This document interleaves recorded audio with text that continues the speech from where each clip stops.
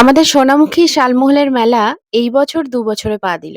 তাই আমি আর মা দুজন মিলে বেরিয়ে পড়েছি সেই আনন্দে। তো দুজন মিলে দেখুন মেলার ভেতরে প্রবেশ করতে যাচ্ছি এখন। আজকে ইমন চক্রবর্তী আসবে, স্টেজ পারফরম্যান্স রয়েছে। তো ভাবলাম যে মা আর আমি দুজন মিলে একটু দেখে আসি।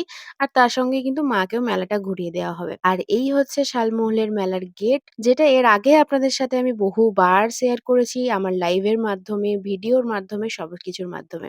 এই মেলার অন্যতম আকর্ষণ হলো হস্তশিল্প। বিভিন্ন মানুষ তাদের হাতের সুন্দর, সুন্দর কাজের মাধ্যমে পুরো মেলাটার যে আকর্ষণ সেটাকে কিন্তু আরো বাড়িয়ে তোলে। এছাড়াও কিন্তু প্রচুর বিনোদনের জিনিসও রয়েছে, যেটা কিন্তু এই মেলার আরো একটা অন্যতম আকর্ষণ। এছাড়াও রয়েছে খাবার স্টল এবং আরেকদিকে কিন্তু রয়েছে এরকম সুন্দর একটা আর্টের এক্সিবিশন।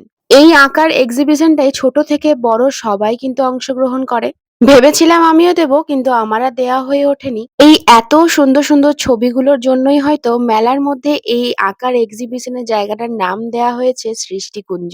সত্যি শিল্পীদের হাতেই কিন্তু একটা ছবিকে জীবন্ত করার মতো ক্ষমতা রয়েছে। যার জলজান্ত প্রমাণ সোনামুখীর বিখ্যাত এই মাইতো মায়ের সুন্দর মন্দিরটি শোলা দিয়ে তৈরি করা রয়েছে।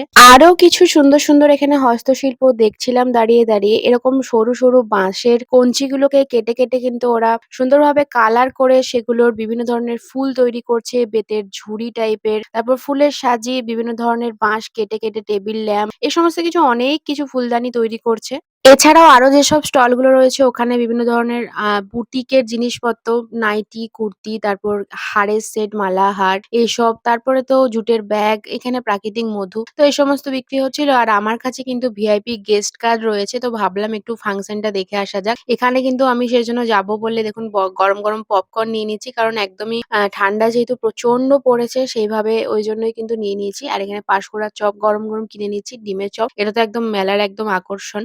তো তারপর আমরা ভেতরে চলে আসলাম, যেদিকে আরকি বিভিন্ন জোন রয়েছে সেইদিকে। তো এখানে আসার পর একটা জায়গা দেখে দেখুন বসে পড়বো চলুন। আর আপনাদেরকে কিন্তু আমি লাইভে শেয়ার করেছি ইমন চক্রবর্তীর গান। তো সেখান থেকে আপনারা দেখে নেবেন। এখানে আর দিলাম না। আর আজকের ভিডিওটা এখানে শেষ করছি। যদি ভালো লেগে থাকে অবশ্যই আমার পেজটাকে ফলো করে দেবেন বা YouTube চ্যানেলটাকে সাবস্ক্রাইব করে দেবেন। টাটা!